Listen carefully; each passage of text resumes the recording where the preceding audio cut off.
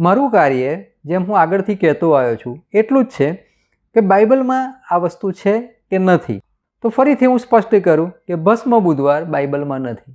બાઇબલમાં બુધવાર પણ નથી. સોમવાર, મંગળવાર, બુધવાર, ગુરુ, શુક્ર, શનિ, રવિ કોઈ વાર બાઇબલમાં નથી. જાન્યુઆરી, ફેબ્રુઆરી, ડિસેમ્બર સુધીનો કોઈ પણ મહિનો એ બાઇબલમાં નથી. આપણે જે કેલેન્ડર વાપરીએ છીએ એ ગ્રેગોરિયન કેલેન્ડર છે, જે આજથી લગભગ 500 વર્ષ પહેલાં અસ્તિત્વમાં આવ્યું.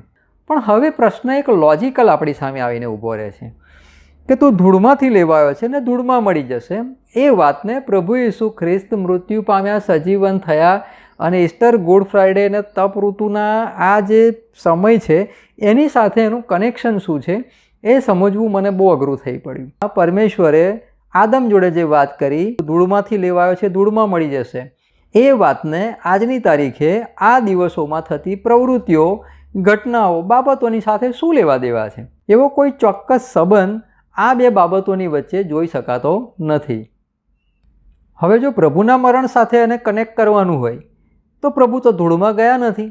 બાઇબલ તો એવું સ્પષ્ટ કહે છે કે કબર પરનો પથ્થર ખસી ગયો અને જેઓ અંદર જઈને જોઈ આવ્યા એમણે જોયું કે ત્યાં તો પ્રભુ છે જ નહીં અને પ્રભુ તો સદેહે બહાર નીકળ્યા હતા અને એવા ને એવા જ તેઓ સ્વર્ગમાં ચડી ગયા.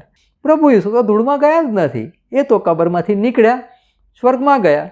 તો હવે વાત એ આવે છે કે તું ધૂળમાંથી લેવાયો છે, ધૂળમાં મળી જશે. અને પ્રભુ ઈસુ સાથે કનેક્ટ કરવાનું છે કે શાની સાથે કનેક્ટ કરવાનું છે એ સ્પષ્ટ થતું નથી. બીજી એક અગત્યની બાબત કે ધૂળ અને ભસ્મ બંને અલગ પદાર્થો છે.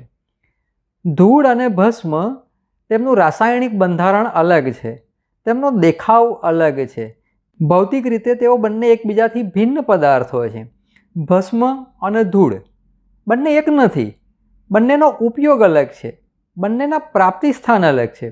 તો ધૂળમાંથી લેવાયો છે, ધૂળમાં મળી જશે, એ વાત બિલકુલ સાચી, પણ એને ભસ્મ સાથે કોઈ સંબંધ નથી. ભસ્મ તો એક અલગ જ પદાર્થ છે. અપઋતુ, ભસ્મ બુધવાર, ઈસ્ટર, ગુડ ફ્રાઈડે, નાતાલ અને આવા ઘણા બધા મુદ્દાઓ એ ઈસવીસન 325ની સાલમાં નિકૈયામાંની આ ધર્મસભામાં ઇન્ટ્રોડ્યુસ કરવામાં અથવા રજૂ કરવામાં આવ્યા હતા અને ત્યારથી એનું અમલીકરણ વધતે ઓછે અંશે ઇતિહાસમાં થતું રહ્યું છે.